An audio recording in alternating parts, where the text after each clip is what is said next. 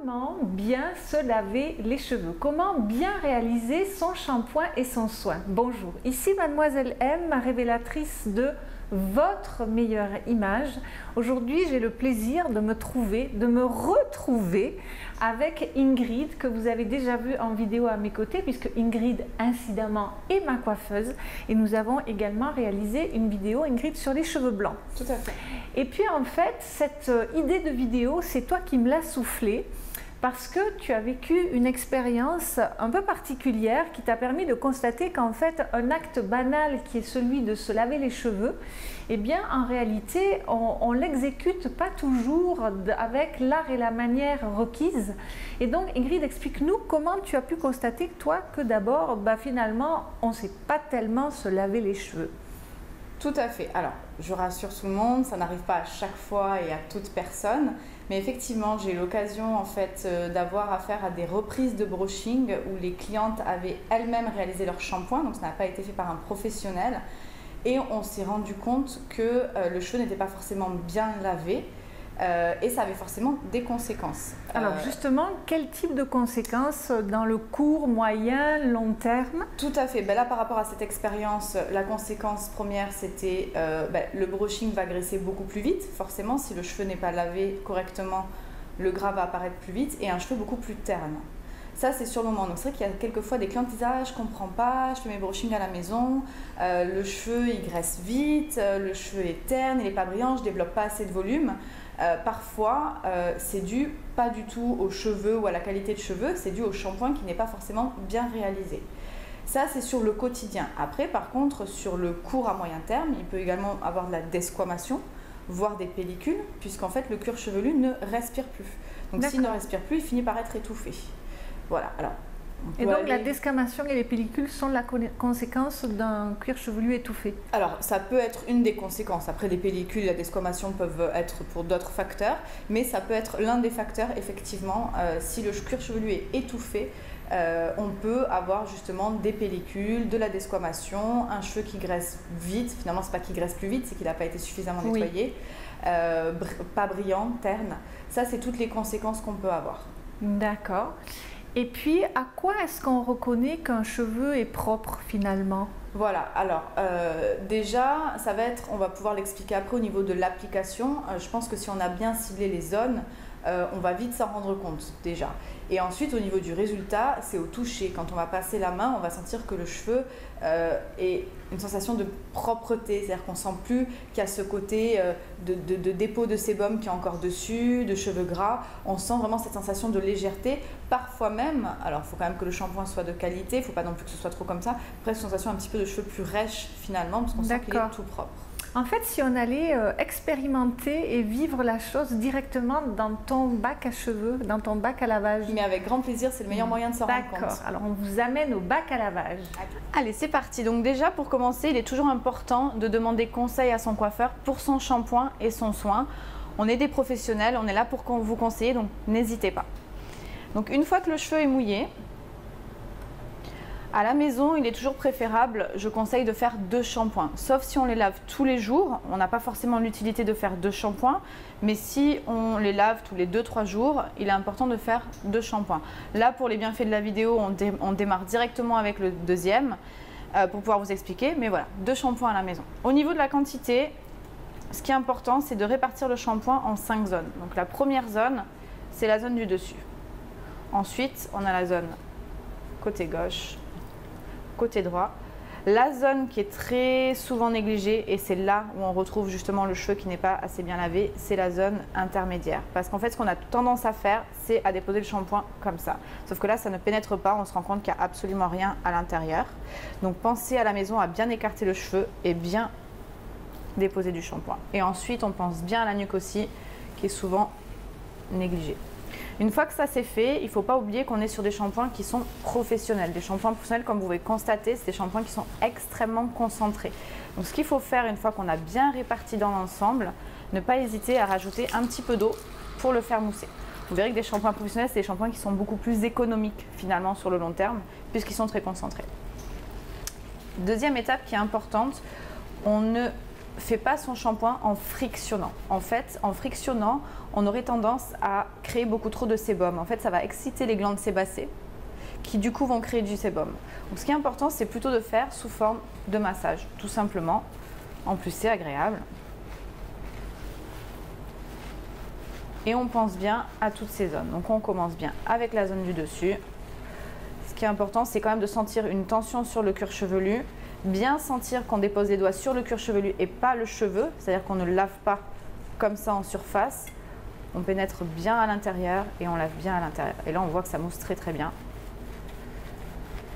Oui, on voit la subtilité des mouvements, donc l'importance de répartir le shampoing sur toutes les zones du crâne, y compris dessous. Ensuite, ne pas frotter, mais plutôt masser. Et masser le cuir chevelu et non s'amuser à faire des nœuds avec les cheveux. Exactement, ça crée en plus des nœuds. Là, pareil, on pense bien à écarter. C'est souvent cette zone-là qui est négligée. Toute la zone finalement de l'occipital, sur toute cette partie-là, qu'on a tendance à oublier, tout simplement parce qu'on ne pense pas forcément à écarter le cheveu. Souvent, ça arrive sur des cheveux gros et épais. C'est là où c'est plus compliqué. Et surtout, on n'oublie pas la partie de la nuque. Et combien de temps considères-tu qu'il faut passer sur le shampoing, le premier et le second? Alors, moi, ce que je conseille toujours, c'est de faire 2 passages. C'est-à-dire, voilà, bien passer sur ces 5 zones 2 fois. En termes de temps, je pense qu'il faut compter 3 minutes pour chaque shampoing. Le plus important, c'est de se dire, voilà, je suis bien passée sur toutes mes zones et 2 fois. Et après, pareil, au fur et à mesure, on va le sentir. On va voir si le cheveu est correctement lavé ou pas. Hop, une fois que ça c'est fait, il est toujours important de bien rincer son shampoing aussi. Au niveau de la température de l'eau, on part sur quelque chose de ni trop chaud ni trop froid, plutôt quelque chose de tempéré.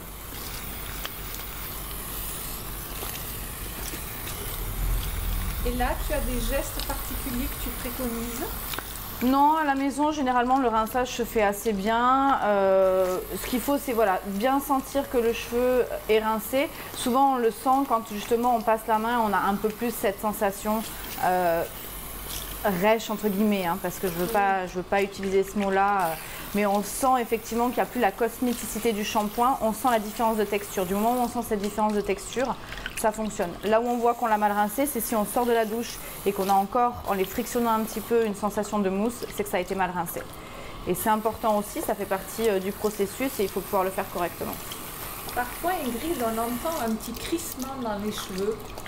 Tu sais, est-ce que ça veut dire qu'on a trop rincé ou quel est le symptôme derrière? Alors, ce qui est important, c'est toujours encore une fois la qualité de shampoing. C'est-à-dire quand je pars toujours du principe, parce que c'est la question qu'on me pose parfois, c'est quel est le risque de laver mon cheveu tous les jours? Il n'y a pas de risque. En fait, je pars du principe qu'un shampoing n'est pas censé abîmer le cheveu. Il n'est pas censé sensibiliser le cheveu dès lors que le shampoing est adapté à la personne. Du coup, on peut se laver les cheveux tous les jours si on a un shampoing de qualité qui correspond aux cheveux et au cuir chevelu. Par contre, forcément, la nature est bien faite. Le sébum, il est là pour protéger. Donc forcément, si on lui retire tous les jours sa partie qu'il est censé avoir, lui, il va produire un peu plus. Donc c'est souvent le risque de les laver tous les jours. Le cuir chevelu va graisser un petit peu plus vite. Par contre, si le shampoing est de qualité, on n'abîme pas le cheveu. Donc voilà, c'est pour ça que j'aime pas trop employer le mot rêche, parce que souvent, c'est associé à un shampoing qui peut être des fois trop détergent. Mais on le sent effectivement, on sent que ça glisse un peu plus, on n'a pas la même sensation. C'est pas forcément mauvais qu'il soit rêche, hein. Enfin qu'on ait cette sensation-là en tout cas. Et que penses-tu de cette mode? Tu sais, à un moment donné, c'était la mode du no-poo. Aux États-Unis notamment, il y avait ces blogueuses qui arrêtaient de se laver les cheveux. Qu'en dis-tu de cette mode? Alors ça, c'est une bonne question parce que c'est un petit peu anecdotique. En fait, quand je vivais en Australie, j'ai une de mes... qui était une cliente à moi et qui a voulu se lancer, qui a voulu essayer. Et je l'ai retrouvée au bout de 3 semaines avec un cheveu pas du tout gras, qui n'avait pas du tout graissé, qui était beaucoup plus brillant, beaucoup plus lumineux et beaucoup plus épais parce qu'elle avait un cheveu qui était vraiment très fin, qui s'était affiné. Donc c'était assez extraordinaire. Par contre, ce que j'ai constaté, c'est sa routine, c'était d'aller finalement se baigner ou faire du surf tous les matins. Donc il y avait quand même l'eau salée qui a quand même tendance à nettoyer. Elle est rincée bien à l'eau et elle terminait par l'huile de coco. Donc finalement, elle avait la nutrition, elle avait l'effet un peu shampoing avec le sel. Et ça fonctionnait très bien. Alors les premiers temps, c'est difficile. Les 2-3 semaines, le cheveu continue à graisser. Il faut finalement qu'il se régénère, qu'il se modifie. Et puis, voilà, je me suis dit pourquoi pas faire ça partout. Mais non, j'ai constaté que finalement, des villes comme Genève, c'est un peu plus compliqué dans le sens où il y a de la pollution, on est à 100 à l'heure, on va au sport, on a nos activités. Le cheveu va être beaucoup plus soumis à la transpiration, à toute cette pollution-là.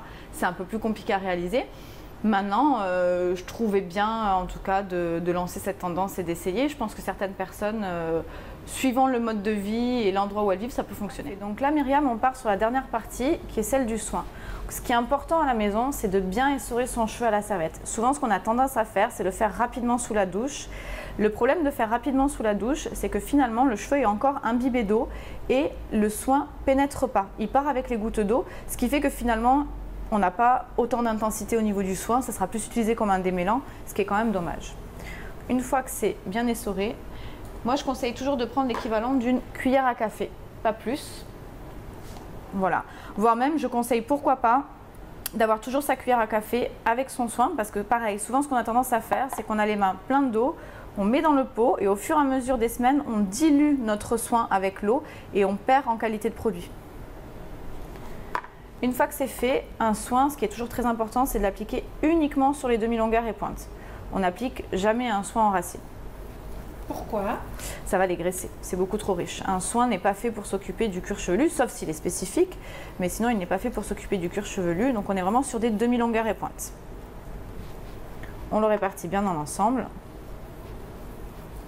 Pareil, je ne conseille pas forcément toujours de démêler avec le soin, en tout cas au doigt. Souvent, ce qu'on a tendance à faire quand on démêle, je vais vous montrer le geste à ne pas faire justement.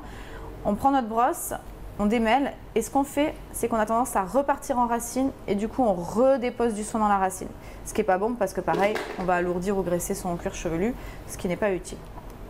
D'accord.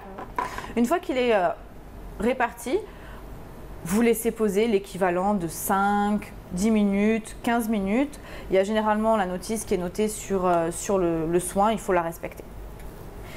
Ce qui est important à savoir, c'est que si un soin est bien adapté par rapport aux cheveux, s'il a été appliqué uniquement sur les demi-longueurs et pointes, pas trop en quantité et bien rincé, il ne peut pas graisser et il ne peut pas alourdir. Parce que souvent c'est le risque, on a des clients qui disent « Ah non mais moi le soin, ça me graisse les cheveux, ça me les alourdit ». Non, s'il est appliqué correctement, il n'y a aucune raison que ça provoque cela.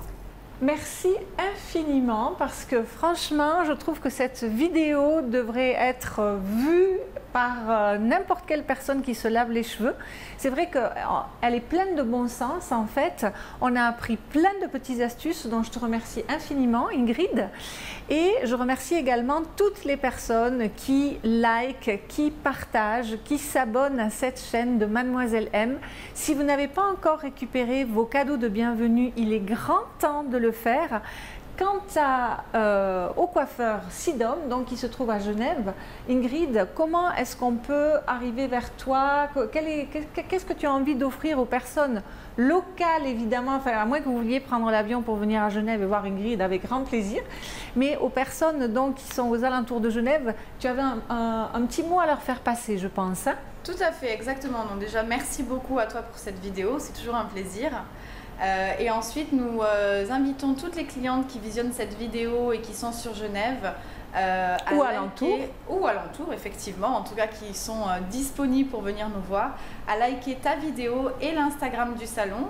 Et grâce à ça, elles peuvent bénéficier de moins 20% pour leur première visite. D'accord, je mettrai tous les coordonnées du salon et l'Instagram dans le descriptif directement en dessous de la vidéo. C'était Mademoiselle M, révélatrice de votre meilleure image, en compagnie de Ingrid et nous remercions Margot.